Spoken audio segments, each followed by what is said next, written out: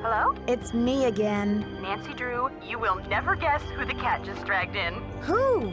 Frank and Joe Hardy. You're kidding. I haven't talked to those two in months. Let me tell you, they're as cute as ever.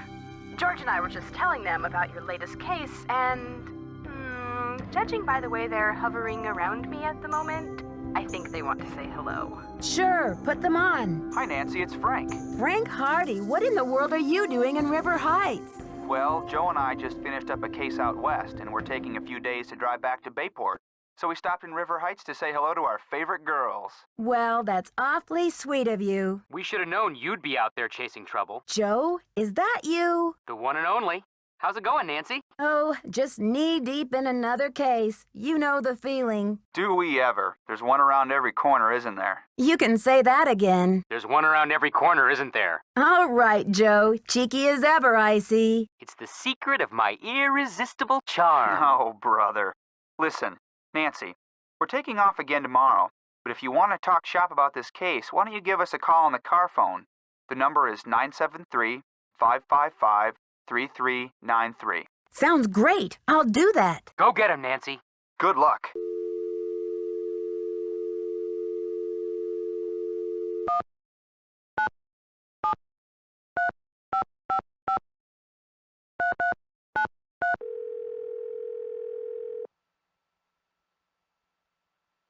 Frank and Joe Hardy, taking the mist out of mystery. Joe here. That's pretty cute, Joe. Can you come up with a slogan for me, too? Hey, Nancy. Hold on while I put you on speakerphone. You still there? Yep. Hi, Nancy. You got access to both of our brilliant minds now. So how's the case coming along? This investigation is stalling. Any thoughts on how to get it back in gear? Check out that bull game in the temple exhibit. And remember this strategy. When in doubt, grunt louder. Hi-ya! Signature Hardy wisdom, Nancy. Just for you. Talk to you later, fellas. Later, Nancy. Bye.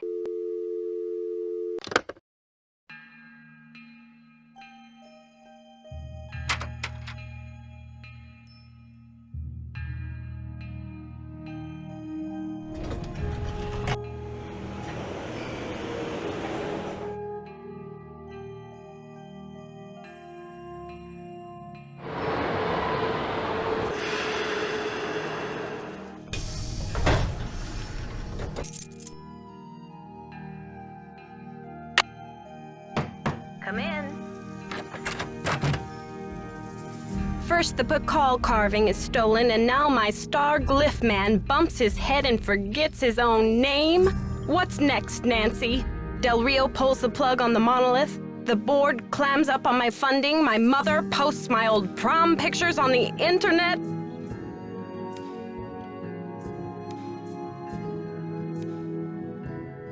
Take it easy, Joanna. I'm sure everything is going to be okay. What I need from you right now is action, not commentary, Nancy. Will you follow up with the hospital and see if there's anything we can do to get Henrik's marbles back? How can I help around here? You can also pick up Henrik's mail if he gets any. Keep the lab in order and just try to help me keep the entire museum from going up in smoke. I've got work to do. See you around.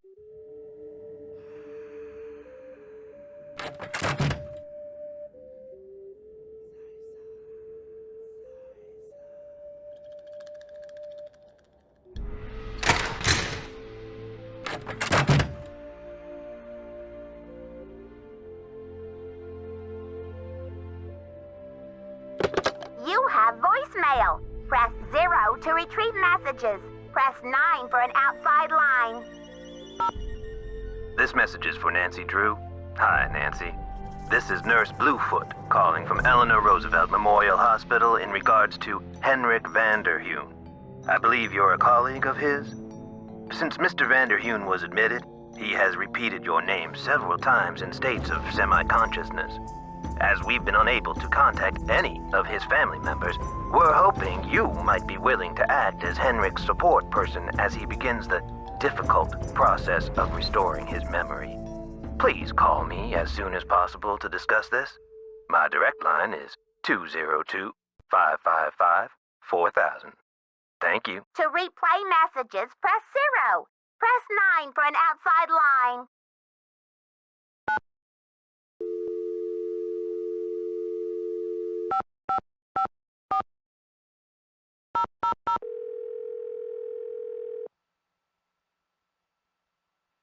This is Nurse Bluefoot. Nurse Bluefoot, this is Nancy Drew. You left me a message regarding Henrik Vanderheun. How is he? Nancy Drew? Oh, thank goodness. Oh, I'm so relieved. We've been unable to locate any family members, and we do like amnesia patients to have at least one personal support person when they begin reality orientation. What's reality orientation? Well, reality orientation is a kind of treatment that helps a patient get reacquainted with the facts and circumstances of his or her life. Henrik has not actually lost his memory. It's just that his brain is injured in such a way that he can't access the place where the memories are stored. I see. So we need to help him find the trail of crumbs. Is that it? Exactly. First, we do repetitive memory exercises to help Henrik relearn the basic facts like his name and address, the name of his parakeet, if he has one, the date, and so on. Second, we try to stimulate Henrik's sensory memories in order to help trigger or find the way back to his cognitive memories. What are sensory memories? A sensory memory is like it sounds, something that is familiar, that you recognize by sight or touch, smell or sound or... Oh, what is that last one? Oh yes, taste. A cognitive memory is something that you know or remember intellectually. For example, how do you know the name of this planet? Somewhere along the way, you learn that it's called Earth, and you just remember. But say you bump your head and forget the name of this planet. You don't know where in the solar system you're floating. That would be most unfortunate. Exactly. But then I show you a picture of our marvelous blue and green globe. Suddenly you remember.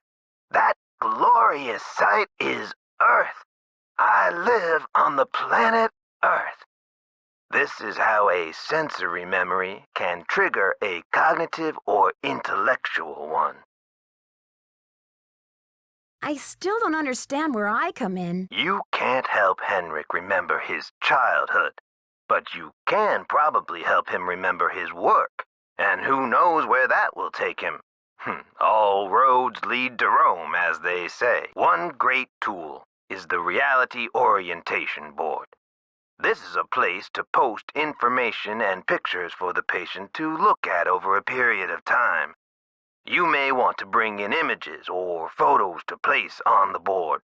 Things from the museum, perhaps. I see. Well, I'll be happy to help in any way I can. When are visiting hours? Visiting hours are 10 to 4 every day, if the patient is not engaged in treatment and if he seems stable. Great. Is there anything else? Just remember, Henrik's brain has been knocked around like a peanut in its shell. He may have attention difficulties, headaches, anxiety. Sometimes he may seem giddy, too. We need to keep these conditions in check. Don't push him too hard, or he may have some kind of meltdown.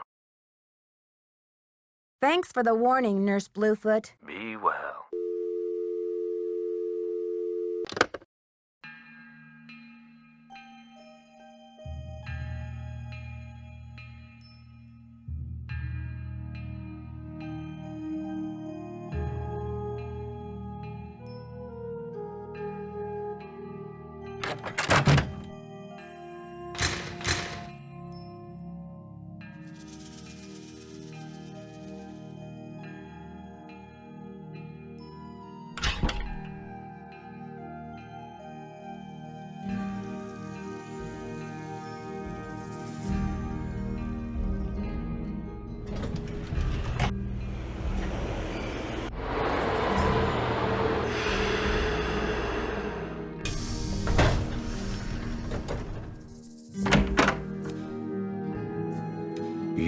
look familiar. Is it time for my snack? Hi, Henrik. I'm Nancy. We met at Beach Hill before your head injury. Beach Hill? Beach Hill is a museum here in Washington, D.C. The curator's name is Joanna Riggs. You were working there, and that's where your accident happened. Do you remember anything about the accident? Joanna Riggs. Is that the woman who called to pick my brain for an access code? Joanna called? What did you tell her? Where in my poor banged-up head would I be keeping access codes? I don't even remember my own birthday. So if you're here to squeeze me for details, you're wasting your time. According to Nurse Bluefoot, you haven't lost any data. Your brain just doesn't know how to locate certain things at the moment. We need to give it some clues. How, pray tell, do you intend to do that? Nurse Bluefoot says that visual aids often help to trigger memories. Pictures? Well, isn't this nice? Come on, Henrik. You'll feel much better once things start coming back to you. I've got a picture with me if you'd like to give it a try. Fine, I'll do it. What should I post here?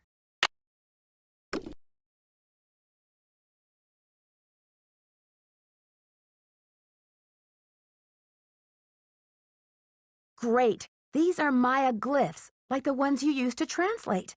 Now, don't be upset if you don't know how to read them anymore. I can tell you what they mean. I know what they mean, dear. I wrote them.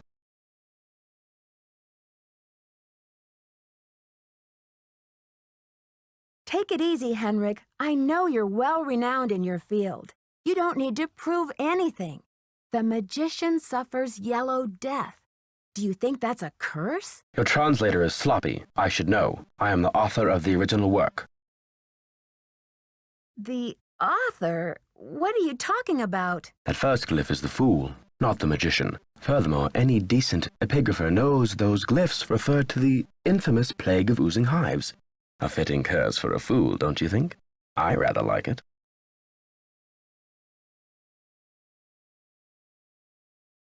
If you wrote this note, then you must have stolen the carving of King Pakal.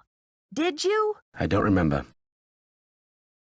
I'm investigating the theft of the Pakal carving. Please, Henrik, try to remember something. Who in the world is Pakal?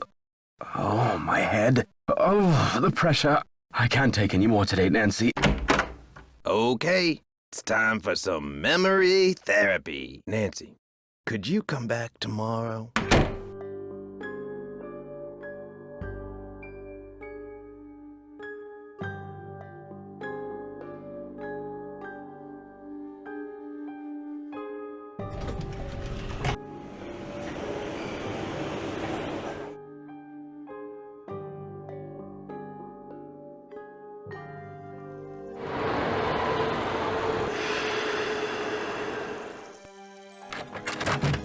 It's a fiasco, just as I feared. Oh, I'm sick about the whole thing. Yes, your fears seem to have been quite visionary. I was in the museum when it happened.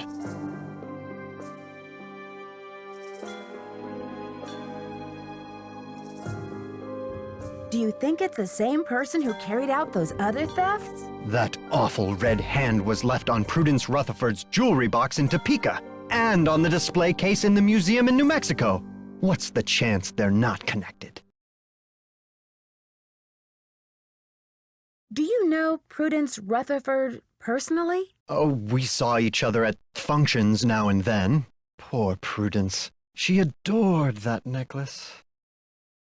What's the name of the museum in New Mexico? The Chaco Canyon Cultural Center. They had a beautiful collection up there, worth a bundle, too. I appraised some pieces for them a few years back. Why do you think the thief is leaving this red handprint? To be a gruesome scoundrel? I need a photo of the Pakal carving. Do you have one? Joanna took the official print for her insurance claim, but I have a couple extras. Here you go. Keep up the good work.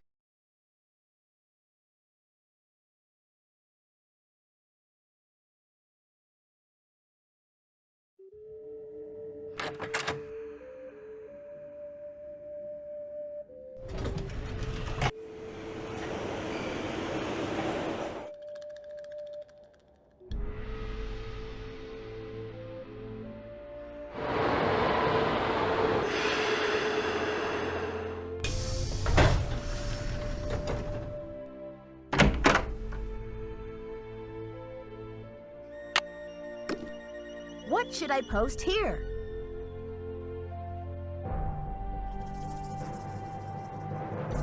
Well, look who it is. Ready to do some memory work, Henrik? I brought you a picture. This will help you to remember. That face. He's as familiar as my own feet. Do you know his name? Pakal! Nancy, this is the stolen carving, isn't it? And I'm the one who took it.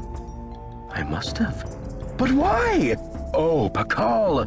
What could I have meant by this? If you're remembering correctly, this is a serious crime, Henrik.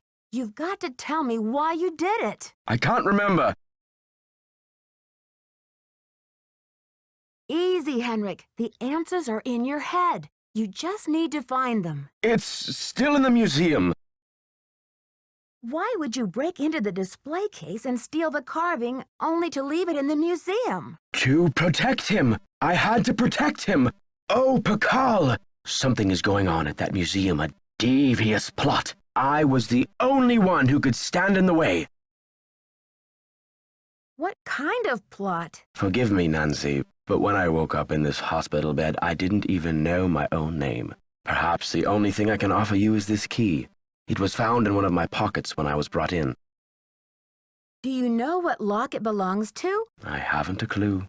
Take the key now, Nancy. Find out what it opens and return to me, please, with some answers. You can count on me, Henrik. In the meantime, I'll sit with my friend Pakal and see if he will tell me anything new. You must keep this to yourself for now. It's your only hope of getting to the bottom of this. Henrik, I need to know where you put the Pakal carving. You're asking the wrong amnesiac. Do you know anything about the theft of Prudence Rutherford's necklace? I can't remember. Did you use Joanna's name last week to place an order for Cinnabar with Keep It Real Restoration? You're asking the wrong amnesiac.